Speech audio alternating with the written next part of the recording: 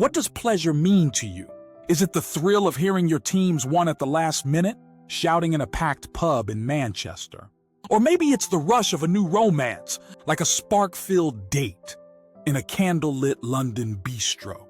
Perhaps it's the joy of a pay rise, dreaming of a holiday as you sip tea in your Birmingham flat, or the indulgence of a gooey chocolate pudding at a Cotswolds cafe. But here's the sting. When you finally get what you've craved, why does that high fade so fast? A familiar whisper creeps in. I want more. You chase the next hit, only to find the glow vanishes, leaving an ache that's almost painful. Today, we're diving into how to savor pleasure without tumbling into the trap of endless wanting. Because, let's be honest, who hasn't fantasized about indulging without the fallout? Take a deep breath, relax, open your mind. This is a moment to awaken. Centuries ago, Plato, one of history's greatest thinkers, wrestled with this very question. To him, pleasure was a shadow, a pale imitation of true fulfillment. Imagine standing in a cave, watching flickering images on the wall, mistaking them for reality. That's pleasure, Plato said. What we truly seek isn't the fleeting rush, but a deeper wholeness, a connection to our higher self through wisdom and purpose. It's like choosing a hearty Sunday roast over a quick takeaway. Sustaining, not just satisfying. Modern psychology echoes this with the hedonic treadmill, a concept as familiar in a Leeds lecture hall as in a London therapist's office. No matter how much you gain a new job, a swanky flat in Bristol, a shiny car, your happiness tends to slip back to a baseline. You land that promotion at a Cardiff firm, feel on top of the world for a week, but soon a new craving emerges, a better title, a bigger house, a flashier holiday. It's never enough for long. Why? Because your brain is wired for the chase, not the catch. Let's talk science for a moment. Dopamine, the neurotransmitter behind that buzz of excitement, floods your system when you anticipate something, a date, a sale at a Notting Hill boutique, or a festival ticket for Glastonbury. It's the thrill of scrolling through holiday deals in a Sheffield cafe, imagining sun-soaked beaches. But once you book the trip, buy the dress, or kiss that person, dopamine plummets. You're left with a hollow feeling, like the morning after a big night out in Liverpool. Your brain, it turns out, is a bit of a tease, always dangling the next carrot. And isn't it curious how our world exploits this? From the billboards in Piccadilly Circus to the endless scroll of Instagram on your phone in a Devon cottage, society screams, buy this, achieve that, and you'll be happy. A new phone promises connection. A luxury spa break in Bath vows serenity. A pair of trainers swears confidence. But does it deliver? The philosopher Jean Baudrillard called this a world of simulacra glossy images that feel real but are empty. Consumer culture doesn't want you satisfied. It wants you hooked, forever chasing the next shiny thing. It's like being promised a perfect cuppa, only to find the tea's gone cold. Psychologist Sonia Lyubomirsky, a name you might hear in a Durham psychology seminar, explains this through hedonic adaptation. Humans adapt to change. Good or bad, win a bonus at your Edinburgh job. You're thrilled for a month.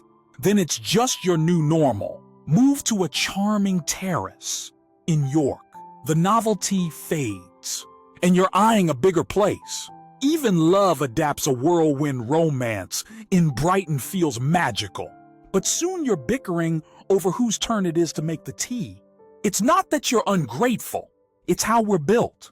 Friedrich Nietzsche, the German philosopher with a flair for drama, had harsh words for this chase. He saw those caught in the cycle of fleeting pleasures as weak, trading meaning for comfort.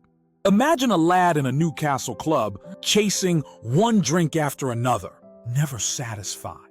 To Nietzsche, true strength lies in embracing struggle, finding purpose in the hard moments like hiking through the Peak District rain, knowing the view at the top is worth it. Pleasure, he argued, is a distraction from what truly matters. So, if pleasure is a mirage, how do we break free? Enter Viktor Frankl, a psychologist and Holocaust survivor whose wisdom feels as vital in a London library as it did in his darkest days. Frankl's logotherapy teaches that life's meaning isn't found in chasing pleasure or dodging pain, but in discovering purpose. Even in a concentration camp, he found that those with a why to live, whether it was love, hope, or a dream, could endure almost anyhow. Picture a nurse in a Glasgow hospital, exhausted but driven by the need to help her patients. Her purpose, not fleeting pleasures, keeps her going. Frankl would say, pleasure isn't the goal. It's a bonus that comes from living with intention. Aristotle, another giant of thought, offered a similar view with eudaimonia, often translated as flourishing, a concept as timeless in a Cambridge seminar as in ancient Athens. Eudaimonia isn't about the quick thrill of a night out in Cardiff or a new gadget from an Oxford Street shop. It's a life of virtue cultivating wisdom, kindness, courage. Imagine a teacher in a Cornwall school mentoring kids not for praise, but because it's right. Her fulfillment comes from purpose, not fleeting highs. Modern psychology mirrors this with Mihai Csikszentmihalyi's theory of flow, that state where you're so immersed in a task, like painting in a Brighton studio or coding in a Manchester tech hub, that time vanishes. These moments of deep presence offer a satisfaction that outlasts any dessert or paycheck. The problem isn't wanting to feel good, it's avoiding the work of a meaningful life. Chasing pleasure without purpose is like binging a Netflix series in your Birmingham flat. Fun for a night, but empty by morning. Arthur Schopenhauer, the gloomy German philosopher, saw life as driven by a blind will, an insatiable desire that never rests. Pleasure, to him, was a brief pause, like a sunny spell in a Scottish winter, before the next craving clouds your mind. Get that new phone. You'll soon want the next model. Nail that job interview in Leeds. You'll eye the corner office. It's a cycle that traps you, like a hamster on a wheel. Schopenhauer's escape was radical. Renounce desire through art, contemplation, or spiritual practice. Imagine sitting by a quiet lake in the Lake District, sketching the hills, letting go of the need for more. Modern psychology calls this pleasure tolerance, when you get so used to a source of joy, like scrolling TikTok in a London cafe, that it loses its spark. You seek bigger hits, more likes, flashier holidays, spicier thrills, but the void grows. Addictions, whether to alcohol, social media, or drama, follow this path. A night out in Newcastle might numb the pain, but the emptiness returns, sharper than before. This ties to learned helplessness, a concept you might hear in a Bristol therapy session when you use pleasure to dodge deeper issues, lack of purpose, old wounds. You sink into apathy. Picture a young professional in Liverpool scrolling dating apps to avoid loneliness, never facing the real hurt.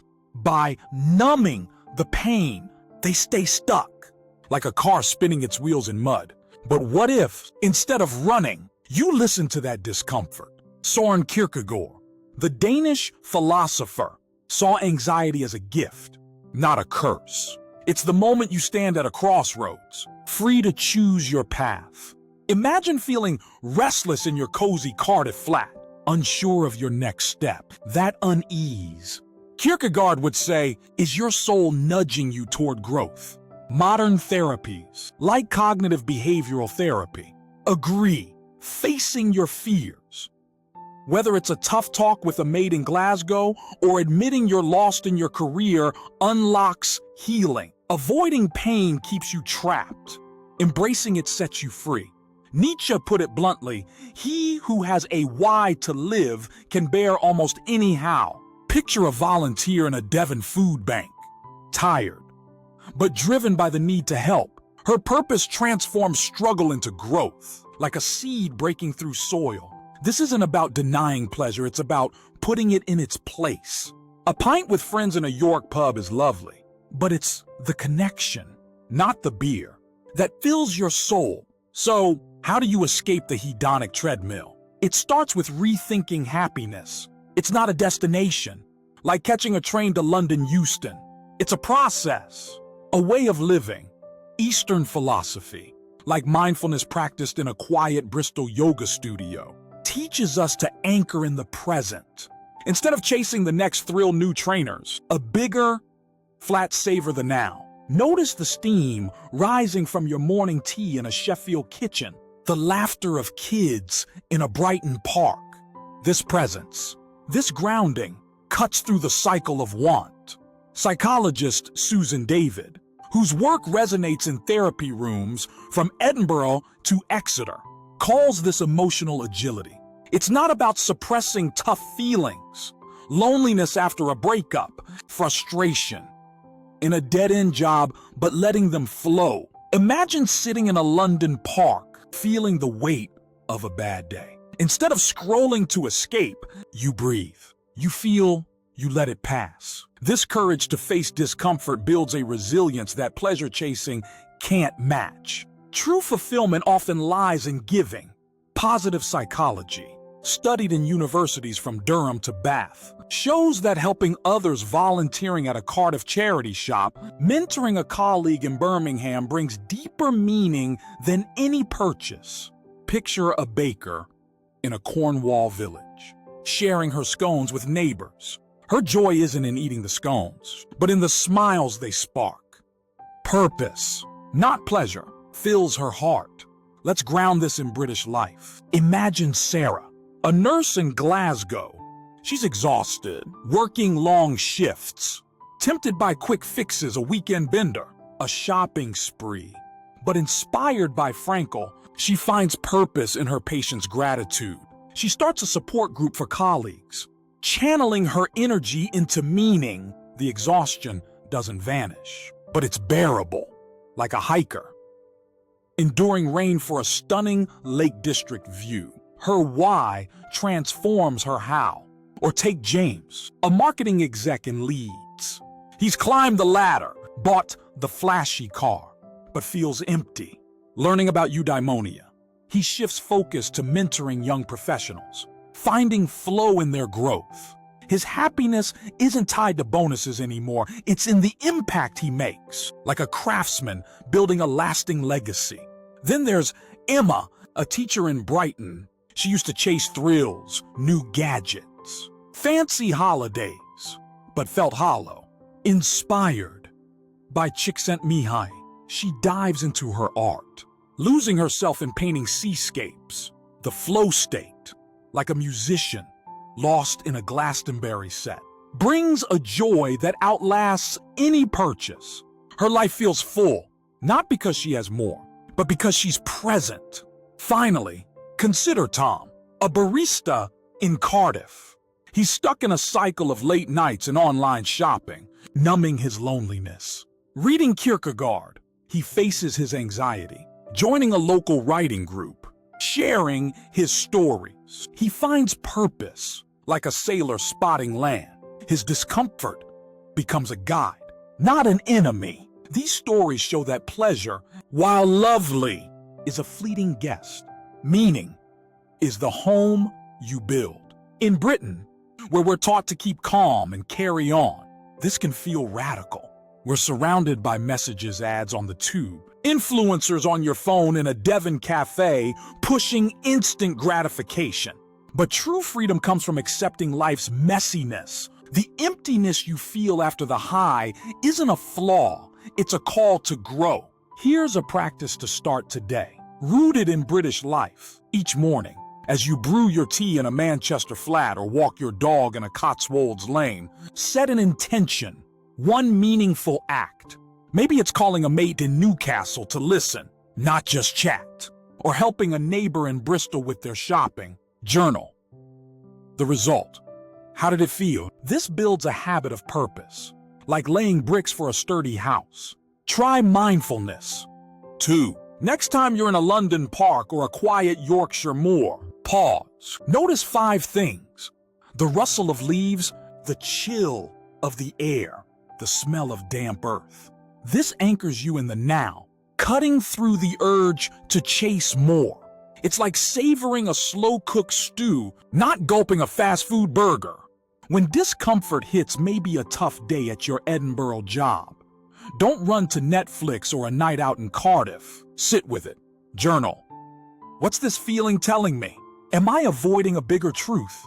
This is Kierkegaard's anguish, the doorway to your true self. It's not easy, but it's freeing, like breaking through fog to a clear view. Finally, volunteer at a food bank in Liverpool, tutor kids in a Birmingham library, or share a skill at a Cornwall community center. Studies show this boosts your sense of purpose, like planting a seed that grows into joy. In Britain, where community runs deep from village halls to urban markets, giving is a path to meaning. Pleasure isn't the enemy. It's a guest, not the host. The real feast is a life of purpose, presence, and connection. Share your thoughts in the comments. What's your why? How do you find meaning beyond the chase? Your story could inspire someone from London to the Highlands. Subscribe and hit the bell to explore more wisdom. From Plato to Frankl, on living fully, it's time to wake up. It's time to be free.